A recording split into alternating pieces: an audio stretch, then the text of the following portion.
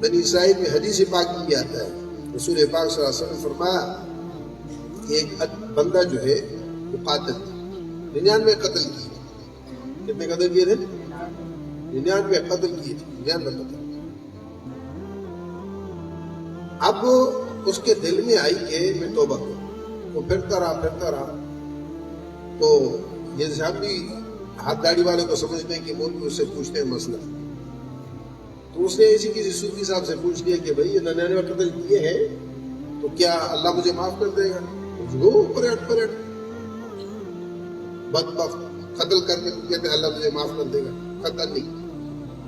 اس نے کہا 99 کیے چل 100 پورے کروں تو بھی چاہ. معافی نہیں ہے تو پھر اس نے بھی اڑا دیا. پھر اس طرح پھر دل میں آیا کیا اللہ کی طرف. تو پوچھتا کہ میں کیا کروں. اس نے کہا کہ فلاں بستی میں عالم ہے تو رات کا، تم اس کے پاس جاؤ، تمہارے لیے کوئی راستہ نکل آئے. تو یہ اس کے پاس گیا اور اس سے اس طرح کی میں نے 100 قتل کیے. 99 سے کی اور 100 ایسا کیا ہے. 99 سے کیے اور 100 ایسا کیا ہے. اب یہ بتائیں کہ میرے لیے کوئی راستہ ہے؟ اس نے کہا وہ غفور رحیم ہے، اس کے ساتھ کس کا مقابلہ ہے؟ تم سچے دل سے توبہ کرو. توبہ کی شرط ہے، اور شرط یہ ہے کہ جس بستی میں رہتے ہو گناہ گاروں کی وہاں سے نکل جاؤ، نیکوں کی بستی کی طرف چلے جاؤ. آئندہ نہ کرنے کا پختہ عزم کرو اور دل سے اپنے کیے پر تم ندامت ہو. ندامت کیا ہوتی ہے؟ جبرائیل امین آئے حضور کے پاس. حضور پاک صلی اللہ علیہ وسلم فرمایا کہ جبرائیل سب سے قیمتی چیز اللہ کے خزانوں میں بندے کی کیا ہے؟ اب ہم سوچیں گے کہ نماز ہے، روزہ ہے، حج ہے، زکوٰۃ ہے، جہاد ہے، شہادت ہے. جبرائیل امین نے کہا کہ اللہ کے رسول کوئی چیز نہیں ہے قیمتی اللہ کے نزدیک. قیمتی چیز جو بندے کی ہے وہ تنہائی میں ندامت کا ایک آنسو ہے جو اس کی آنکھ سے نکل گیا. ہر چیز کا وزن ہو سکتا ہے، اس کا وزن نہیں ہے. وَنَزَعُ الْمَوَازِينَ الْقِسْطَ لِيَوْمِ الْقِيَامَةِ. قیامت میں ہر عمل کا وزن ہوگا، ہر عمل تلے گا، لیکن اس آنسو کے قطرے کا وزن نہیں ہے. اللہ کی قسم یہ قطرہ جو ندامت کا آنکھ سے نکلا جہنم کی آگ کو ٹھنڈا کر دیتا ہے. جہنم کی آگ کسی چیز سے نہیں بجھتی، لیکن یہ جو خلوص اور دل کی گہرائی سے ندامت کا نکلا ہوا ایک آنسو ہے، ندامت، یہ جہنم کی آگ کو ٹھنڈا کر دیتا ہے، اس کو بجھا دیتا ہے. اس نے وہاں سے تہیہ کیا، توبہ کی اور وہ چل پڑا اس بستی سے اس بستی کی طرف جو گناہوں والی سی نیکی کی بستی کی طرف. یہ سبقت رحمتی غضبی. جب یہ چلا تو چلتے چلتے راستے میں اس کو موت آ گئی، اور مرتے مرتے بھی اس نے کوشش کی کہ یہ وہ نیکوں کی بستی کی طرف اپنے آپ کو لکھائے.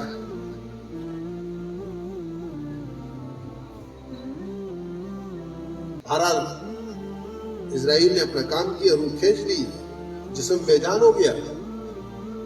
تو رحمت کے اور عذاب کے فرشتے دونوں آ پہنچے. ایک طرف اس کی توبہ جا چکی تھی، ایک طرف اس کے گناہ تھے. تو عذاب کے فرشتے نہیں پہنچے، رحمت کے فرشتے نہیں پہنچے. رسول پاک صلی اللہ علیہ وسلم فرماتے ہیں دونوں یکجا ہوئے. اب ان کا جھگڑا ہوا. وہ غضب والے اور جو پکڑ والے فرشتے نے کہا کہ یہ ہمارا ہے، رحمت والے فرشتوں نے کہا یہ ہمارا ہے. بحث ہو. اب وہ فرشتے ادھر زور لگائے، ادھر زور لگائے.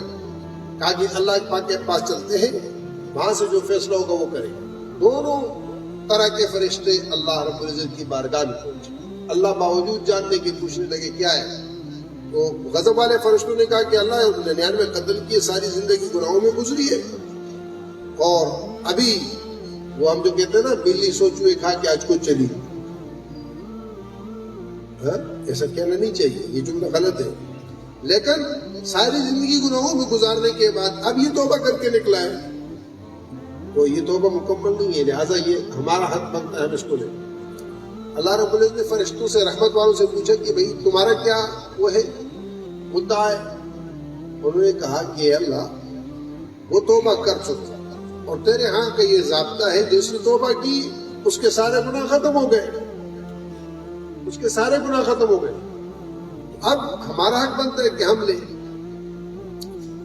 تو غضب والے فرشتوں نے کہا توبہ بھی مکمل نہیں ہوئی، ابھی راستے میں مکمل، یہ پہنچتا بستی تک تو پھر مکمل ہوگی، تو ادھوری توبہ ہے، لہذا ہم لیں۔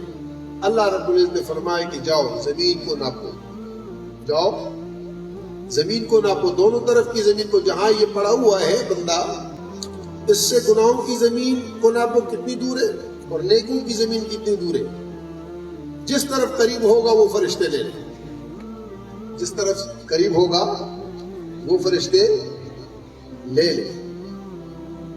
رحمتی سبقت غضبی کے مفہوم کو سمجھو اچھا، یہ فرشتوں کے ساتھ معاملہ ہے، فرشتے تو صرف ظاہر کو دیکھ رہے ہیں، اللہ ایسا رحیم، ایسا کریم، ایسا مہربان، رحمان اور رحیم کی صفت ہونے کے ناطے سے وہ یہ رکھتا ہے۔